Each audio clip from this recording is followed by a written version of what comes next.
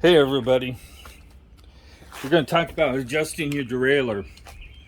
Okay, there's some screws here that you shouldn't really need to touch unless you're having problems with it, either shifting into your hub motor or shifting into your chain stay / seat stay.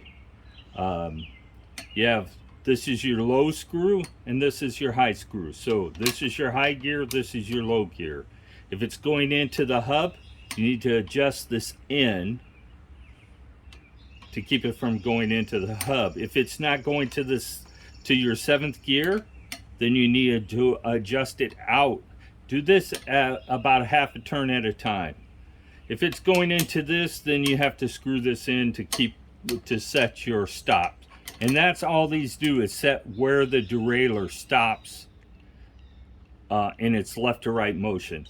This is a B-pillar screw, and all this can do is adjust your chain tension a little bit. It might make up for the difference of taking out one link or something like that.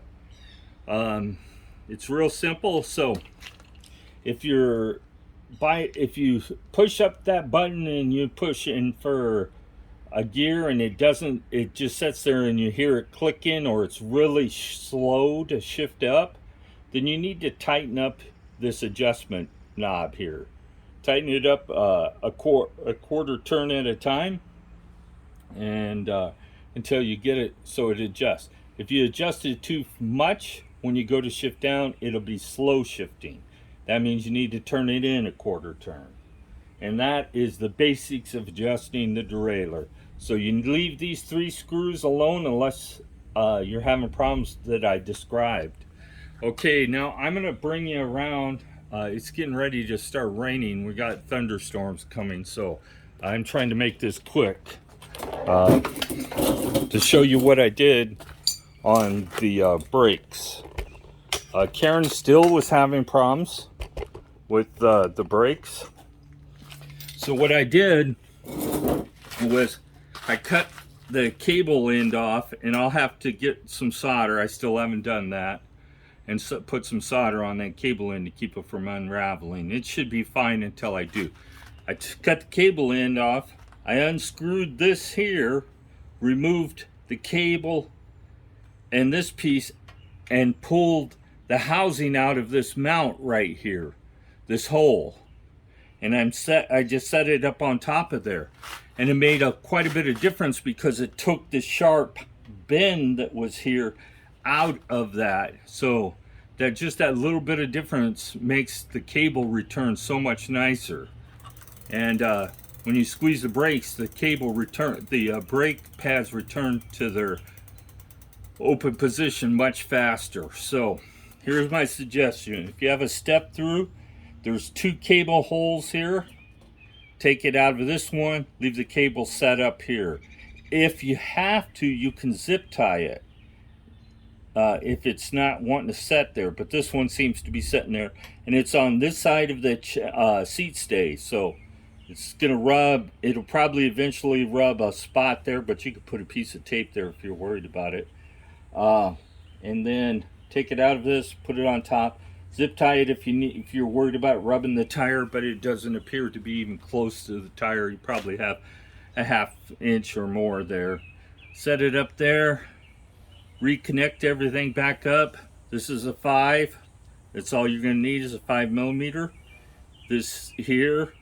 So when you put the cable back in, squeeze the brake levers, this together, and pull the cable tight, and then you can adjust some of the slack back out with this when you screw it back in. Make sure you get this silver piece of metal back in the hole all the way before you do any adjustments.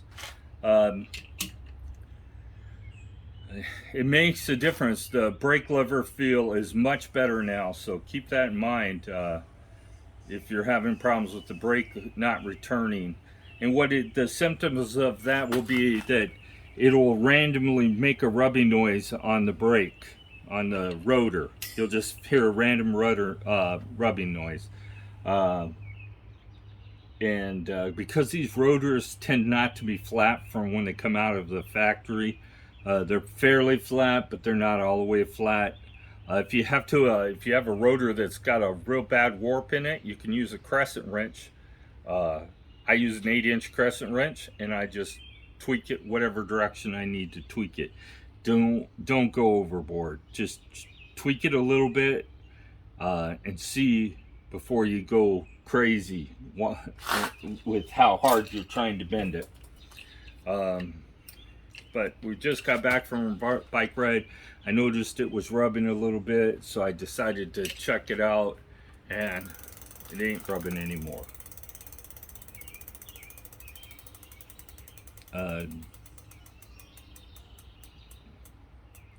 But that's all I have for you today. I had to do this, so I thought I would take you along. I should have showed you me doing this, but I tried to, but for some reason it said my phone's, I use a phone to video most of this at this point, and it said my phone was full, but I didn't know until after I talked had already did the adjustments. But keep in mind, this is a 5. You don't need any other tools, but maybe a pair of side dikes to cut that, or you can just pull that piece off. It's usually not too hard to get them off. Pull it off, loosen this way up. Don't take it all the way off, but loosen it all the way up. Pull the cable out, unscrew this until it's completely out. Pull the cable out of this adjuster screw here. Go down and pull the housing and the cable out. Twist this cable back together if it's kind of unravels a little bit. Put it back through this cable housing, back through the screw, and do your brake adjustment. Set your where you need it to be set. You can do it 2 different ways. You can screw this back in and adjust it, or you can leave it screwed out and then adjust it in until you get the brake pads so that they're not rubbing on the rotor anymore. But that's the basics of it. I've done this several times. I really started getting to the point I was starting to get upset because the brake cable was bugging me. It doesn't bug Karen. It doesn't rub hard enough to cause the bike to even slow down, but it's just noisy. Well, I'm gonna call that a video. Didn't want to make it too long today. Have a great day. Hey, please subscribe. If I had just 1% of the people subscribe that watch my videos, I'd already be to 10,000 subscribers. But I'm not even at 1%. I'm like at maybe 1 out of every 1,000 views somebody subscribes. Have a great day.